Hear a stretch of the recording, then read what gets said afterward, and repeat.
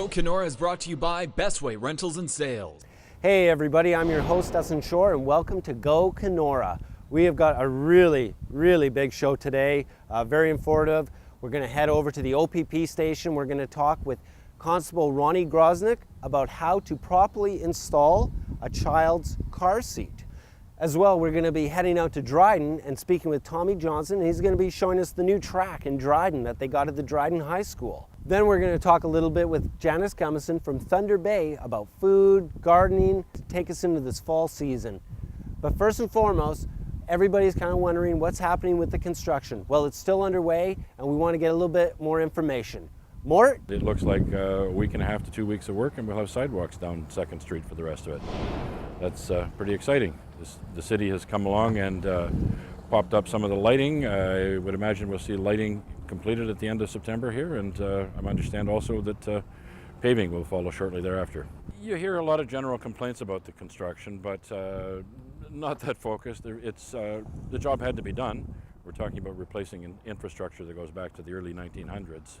So there's no doubt that it had to be done, and it has to be done in summertime. We know that we don't have much of a winter construction season here. So we're sucking it up and we're moving forward. We know that 2nd Street is going to look a lot brighter and a lot more vitalized when this is all done. So we're all excited about that. As a business, I did notice that there was a drop in business. We had a considerable drop this year, but I attribute a certain amount of it to the weather. I think with a lot of people's cabins, docks flooded, I don't think the traffic was quite the same.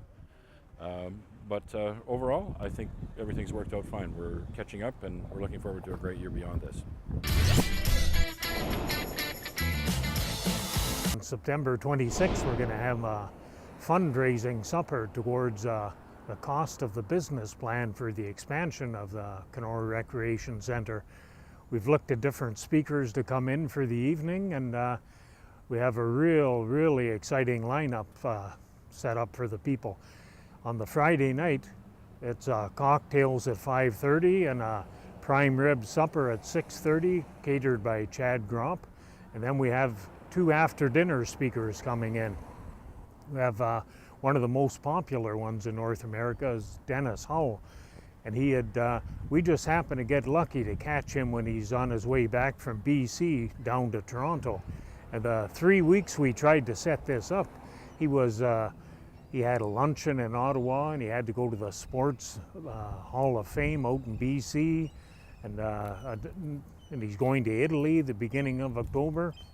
So we just happened to get him on his way back, and he's going to stop in here for be their main after dinner speaker. And then of course we have an Olympian, Michelle Sawatsky-Koop. She was in the Atlanta Olympics and is a real good speaker and really sought after, so she's going to be here too, between the 2 speakers and the supper. And then in between the 2 we're going to have an auction. There's 4 different related items there that we're going to have an auction for, so we're really excited about the whole evening. When it comes to Alzheimer's disease and dementia, age is the biggest risk factor, but there are some things we can do to help reduce our risks. The Alzheimer's Society has a program called Heads Up for Healthier Brains. It includes 4 pillars, which are a healthy lifestyle, healthy diet, protecting your head, and being socially active. Sarah Pudney-Gillen is with the Alzheimer's Society of Thunder Bay, and she wants people to realize that a healthy lifestyle can directly affect your brain health. While most Canadians understand the connection between good physical health and good brain health, not many Canadians will agree that good brain health is as important as physical health. The vast majority don't make the connection between the healthy lifestyle choices and good brain health. Sarah suggests keeping physically active, playing games like Sudoku and crossword puzzles, and try doing things that are out of your comfort zone, like brushing your teeth with your non-dominant hand and reading a paragraph in your book upside down. Things like this challenge your brain. Sign up for something new that you haven't tried, those things that you wanted to do, go ahead and do it. But another important thing that a lot of people don't understand is that social component. So sometimes, I know in Northwestern Ontario in the wintertime it's hard to get out and visit or volunteer. We do challenge you to do that. So keeping connected with family and friends is a really important component, as well as those physical activities, eating well, and of course keeping your brain nice and active. Statistics say that 1 in 11 Canadians over the age of 65 will have some form of dementia. But if you are proactive and follow the Heads Up for Healthier Brains program, you can reduce your risk of becoming a statistic. And as you can see, good physical health, social interactions, intellectual pursuits have shown in the study that, again, increases your cognitive reserve, whereas not looking after yourself, poor health, poor nutrition, smoking, alcohol, and substance abuse, depression, anxiety, lessens, increases your risk, lessens your cognitive reserve. We're trying to decrease all those risk factors. We can't do anything about our age, but we can do things about our healthy lifestyle, keeping our blood pressure well in, monitoring what we eat and monitoring our activities, and keeping that brain active and engaged. For more information, activities, or ideas to help keep your brain healthy, you can go to the Alzheimer's Society website or give them a call. We need to be educated about this, and people need to know the importance of this.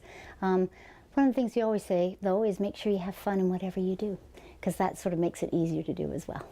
And every little bit counts. It's never too late, too early, but take that small step. Don't expect people to change their lifestyles totally, but just taking that first little step is going to help. For Go Northern Ontario, I'm Janice Gummison.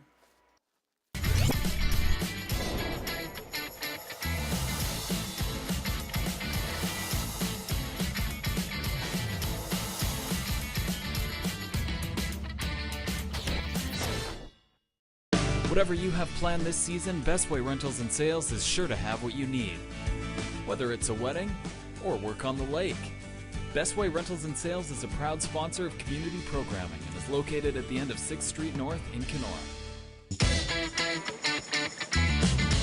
Welcome back to the show, everybody. I am standing here with Constable Ronnie Grosnick, and we are in front of a car seat. Can you tell us a little bit about the car seat clinics that are coming up, and we'll get into installing? For sure. We have a car seat clinic here at the OPP office on Highway 17A.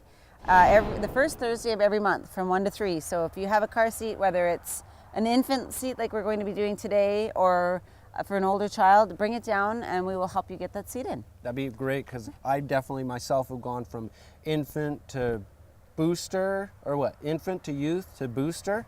So you go rear facing Yeah. for up to a year, or the child has to be walking on their own. So you have your baby in the car, in the bucket type car seat. Yeah. And then you can put them into front facing once they're over a year and walking unassisted.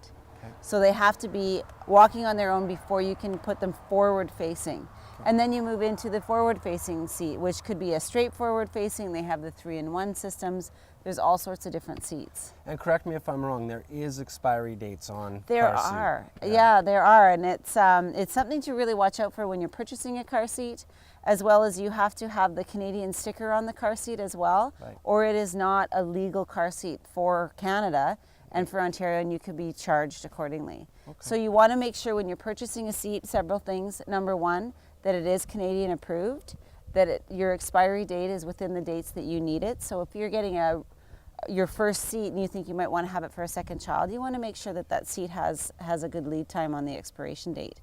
If you are purchasing a used car seat, be cautious, because a seat that has been involved in a car crash, even if a child was not present in the seat, is no longer deemed to be safe. And I've read that, actually. So if you purchase a used seat, you want to make sure that you purchase it from someone that you know and trust to instill that that seat has not been in a crash. Well, that's great. Can you show us a little bit about installation? What we're going to do today is we're going to install a rear-facing infant-only seat. So that's your bucket-style seat here. Seat here says, do not use this infant after, and it has 2012. So typically your seat will have that there. It will have it stamped somewhere on the seat itself. There's also this sticker on this one here, and it tells you the date of manufacture as well as your model and your serial number, your model number of the seat. So what we recommend when you purchase a seat, you will get a registration card. Put that registration card, take it and register your seat online, because then if there is a recall on the seat, you will be notified by email instead of hearing about it after the fact. Because there's often recalls, and it can be something as simple as a strap Right. some sort of a mechanism, or it can be like a danger recall where they actually take the whole seat. Okay. So you want to register your seat as soon as you get it. For an infant seat, these straps here, you want them to be just below the shoulders of the baby, never above the shoulders. So if baby's sitting in the seat, you're going to want these to be just below baby's shoulders. Okay. We don't want to see this type of strap, so baby down here with the shoulders there, because that can cause that gap there, and then baby can slip out. Okay. So you just want to be really sure, and remember, babies grow fast. Yeah. So as baby starts to grow, you want to make sure that you've got that proper fit, and you might have to move it up or down. Each seat is different, so keep your manual, and it'll tell you how to make those adjustments. Cool. Okay, so are we ready to put it in? Yeah, I think before we get to installation, we're going to head out to Dryden, and we're going to go meet with Tommy Johnson and check out the new track that Dryden High School's laid down. This is the very first pour, first layer of rubber going down. Never really thought that we would get to here, it seems some days. It's now only a matter of time before footsteps are able to hit this newly rubberized surface. What once was a 400-meter gravel track has transformed into a new rubberized professional track that the whole community can enjoy. It's been a 2-year process. A lot of work has gone into it with a lot of people, the school board leading the charge here, and the fundraising campaign, Eagles on Track, to work on the oval. What you're seeing today is the first layer of 3 that go down in the total track construction. There's 3 layers of rubber, and the final layer of rubber, they throw granules on top. So it's making rubber sandpaper, really, is what it is. And once it's done, it has to sit for a day or so, and they'll apply some lines to it. By the end of the first week of school, you'll see a brand new track that, looks like it could be the Olympics for that matter. From the high school track team to runners and walkers, this rubberized track will provide a new location for those looking to get out and become more active. There's a lot of sports offered at Dryden High School, of course. There's a lot of sports in town. Track and field is extremely cheap. Once you're set up with the equipment, as we are now, what do kids need? They need shoes, they need a pair of shorts, a t-shirt, and a good attitude. Well, if they don't have that, we'll give it to them. But, it's a pretty inclusive sport. There's running, there's jumping, there's throwing, there's something for everybody. You don't have to be a runner. There's field events, there's jumping events. So it's really neat to bring together a broad group of people with a broad bunch of interests. In large communities, when you have large population bases and large amounts of ways to raise funds, it's pretty easy to put in facilities like this. In a small town, no, it takes the cooperation of the public, of contractors, of the school board, all putting in what they can to make something that's great for everybody. We wish everybody a great track season out at Dryden High School this year. So we're back with Constable Ronnie Grosnick, and you're going to continue to show us how to properly install this seat. Okay, so this truck has what's called the UAS system. Okay. So most vehicles now, I believe it's after 2000, have the UAS system, and it makes installing a seat pretty much bulletproof. It's great. If you have to use a seat belt, it's a little bit trickier, so that would be a good time to come and see us. But so this one here has this great UAS system. So we're going to take this rear-facing infant seat, and put it in. So you clip them in to the clips that are in the car seat, or in the truck itself, and then you actually, it gets pretty physical. You've got to climb right in and clip that. Now, you want to make sure that your seat is going to be even. And all seats have some sort of a leveling mechanism. So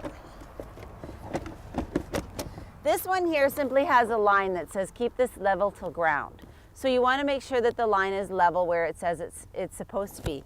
Some seats will have a window and it will say seat is level if blue is showing or orange is showing, etc. So before you tighten the seat too much, make sure that you're level. How do we look over there?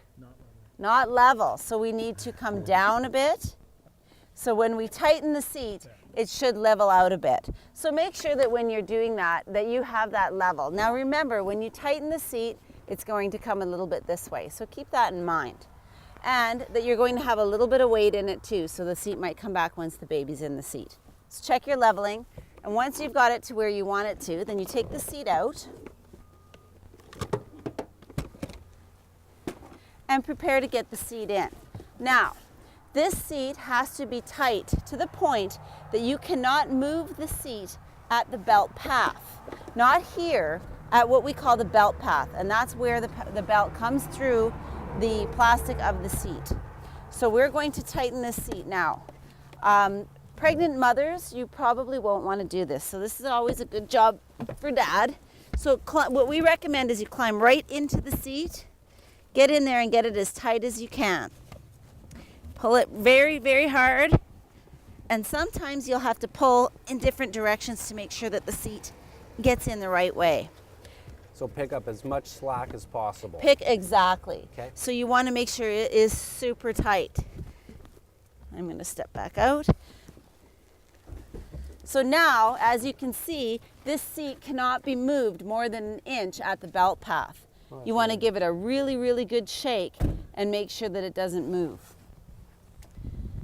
And then put your seat back in. Double check your leveling.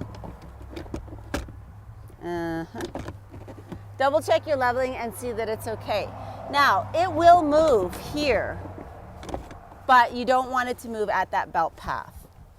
So that's the trick to installing a rear-facing infant seat. Sometimes they can be pretty tricky.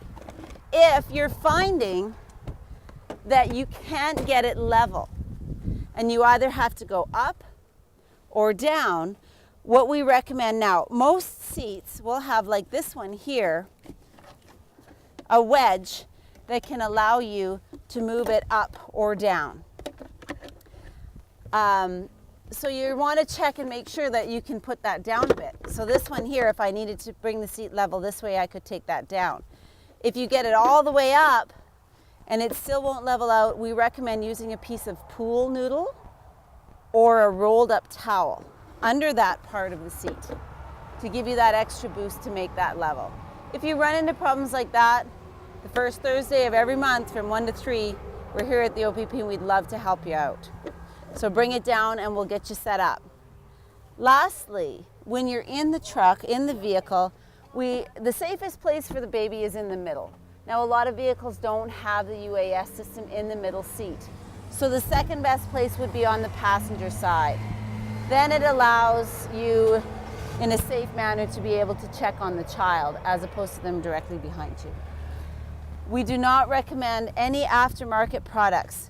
Mirrors, toys, anything hanging can simply just be a projectile that if you are in a crash can run in and hit into baby. So don't have anything around the back of the vehicle when you have the baby in the vehicle.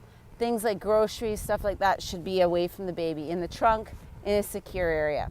Pets, when you have a baby in the vehicle, if you ever get into even a low-speed crash, that 110-pound dog can be a definite hazard when your baby's in the car.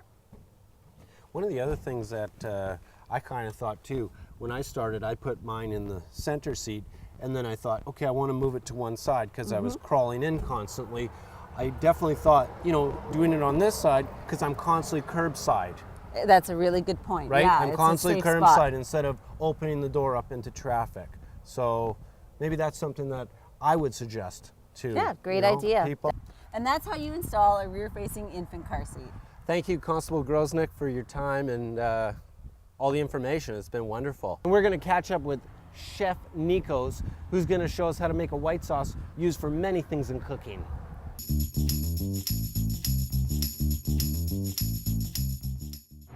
Hi, I'm Nikos Mantis. Welcome back to Kitchen Conundrums. This week we're going to do a bechamel sauce. Bechamel sauce is a classic mother sauce in French cuisine, and it's a basis for a variety of other sauces, cheese sauces, cream sauces. So what I'm going to show you is kind of a contemporary fashion of preparing a bechamel sauce. So I've prepared some ingredients here, which I'm going to show you. So I've got some onion, some flour, some butter, which is the basis for our roux, some nutmeg, some clove, and some milk. Okay, these are all the base ingredients. Nutmeg is not a classic ingredient. It's something I like to add. It kind of pairs the sweet and the savory with the clove. So first off, what you want to do is you just want to dice your onion fairly fine. So I've got some nice fine diced onion. So what I'm going to do is I'm going to take my butter. You want to make sure that you have equal amounts butter and flour by mass, which is going to make a good roux for you. So first I'm going to take my butter over to my pot on the stove. Over about medium-high heat, I'm going to melt my butter in the pot. And I'm going to put my onions in right away. Because the cream sauce is going to be white, you want to ensure that the onions don't brown, and that you really want a mild flavor as well for your sauce. Okay, so you can see the butter's starting to bubble, onions are cooking. Now a classic bechamel does not have the onions and herbs incorporated. A classic bechamel, you would take a whole onion and you would stick whole cloves in your onion, and you'd submerge it in milk and steep it, kind of like you would a tea. Then you would strain off the onion and the clove, you'd have your flavored steeped milk, and you would just start your bechamel with a classic roux. So the butter and flour in the pot, you'd cook that, and then you'd add your steeped milk. Now this is, like I said, a contemporary preparation of a bechamel, so I'm just leaving my onions right in. To me it's fine, I get that flavor. If you didn't want the onion flecks in the texture, you could strain the sauce after. At this point I'm going to add my flour. Okay, so I've got equal parts in mass of flour to butter. Now you want to stir this really well and make sure it incorporates fully. You don't want to see any flour left in the pot. So as that's on the stove, we're going to grab our seasonings. So we're going to add our clove and our nutmeg. Just going to incorporate that in really well. So I'm going to add milk just a little bit at a time.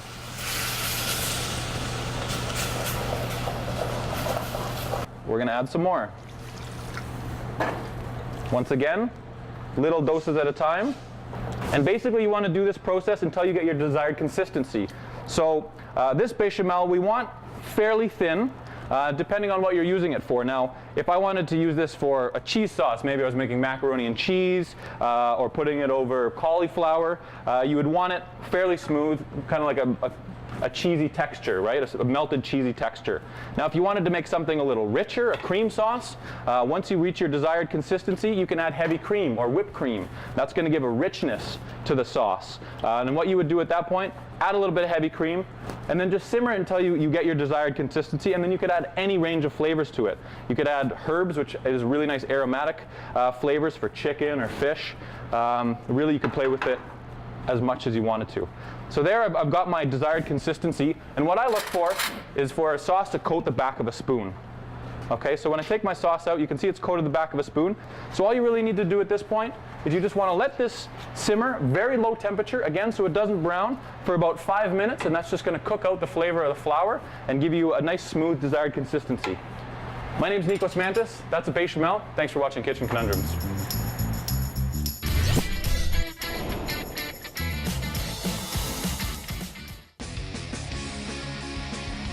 Clothing for Go Kenora is generously provided by Board Anyone.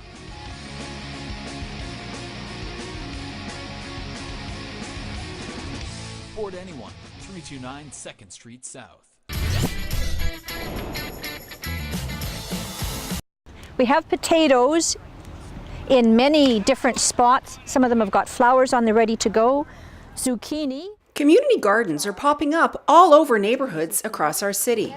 It is a way for residents who do not have access to a backyard or a garden space to grow their own produce and experience the enjoyment and relaxation of gardening. The Thunder Bay 55 Plus Center started their community garden last year, and the response has been overwhelming. Judy Christensen is the convener of the garden at the center, as well as an avid gardener. We're hoping to inspire the people in our community, whether they're in an apartment or a condo or just don't have the time to start a garden in their backyard, to come and take a little plot and see what gardening's about and learn to produce their own food, to use weeding as meditation time, because we all need a little quiet time in our lives, and not be overwhelmed that gardening isn't just a big job, it's a fun pastime, and it's good for us heart and soul. The garden consists of 8-foot by 10-foot plots that are awarded in a lottery. It is then the responsibility of the owner to plant, weed, and maintain their plot in the garden. The owner gets to enjoy any of the produce harvested from their efforts. I think it gets us old farts off our butts and get out and remember to be active, use it or lose it, and a little bit of physical activity, some fresh air is good for us. You meet new people, and it's just all around good, good, good. Kendall Donahue is the food strategy coordinator for Thunder Bay and surrounding area, and she loves how gardens bring the community together while promoting sustainability. People start community gardens for a number of reasons. So sometimes it's because people want to learn or share gardening skills. Sometimes it's because they want to be outside and meeting their neighbors. Sometimes gardens can be used to create more vibrant community spaces or safer neighborhoods. So it's really for a variety of purposes. I love how people get so excited about them, and so they're pretty small plots. So they're not a lot of space that people are working with, but really it's that people are making new connections with their neighbors, that they love spending time outside, that they love the first taste of that fresh grown tomato and the memories that brings with it. Linda Love is a member and volunteer at the Thunder Bay 55 Plus Centre, as well as a plot caretaker at their community garden. It gives me back the opportunity to garden. I sold my house last fall and had to give up my garden, and I knew I was going to miss it. So this is a chance to replicate what I had when I had the house. For more information about the community garden at the Thunder Bay 55 Plus Centre, or to get in on the lottery for next year's garden, drop by the centre or give Kathy Gibson a call. For Go Northern Ontario, I'm Janice Gummison. This was a great year for peas because it was a cold summer and peas love cold, so you can see peas, they're doing very well. Tomatoes, not so good.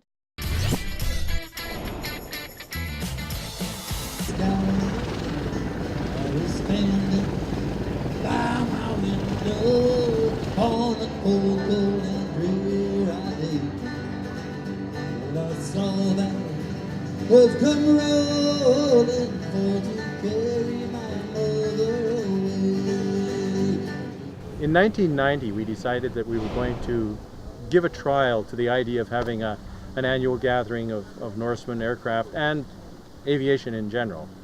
And at that point, we decided that it was going to be a float plane festival. We tried it out in 1990, and what we did was we just saw how many people came, and we did a whole pile of surveys. And the decision was that yes, everybody wanted it, and that they would be back. So consequently, it took us a year to finish up the parks and stuff along the way here. And in 1992, everything was ready to go.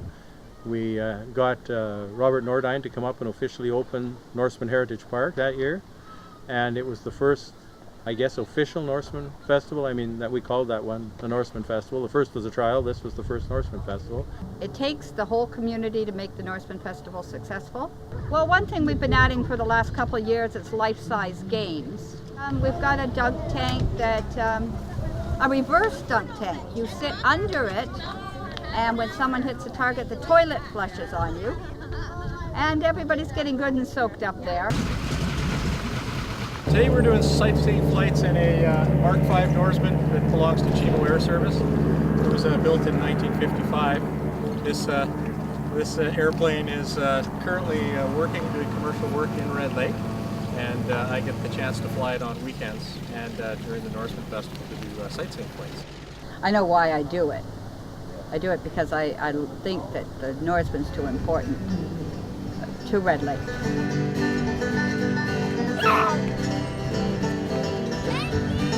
Well, there's another episode. Thank you so much for joining us on Go Kenora. If you'd like to have our cameras join you at an event, please contact us at gokenora@shaw.ca.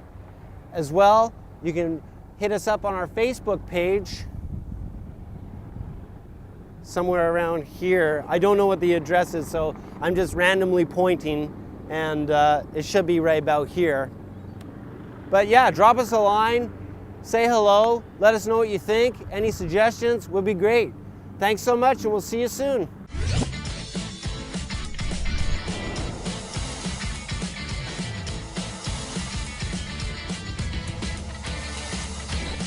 Go Kenora is brought to you by Bestway Rentals and Sales.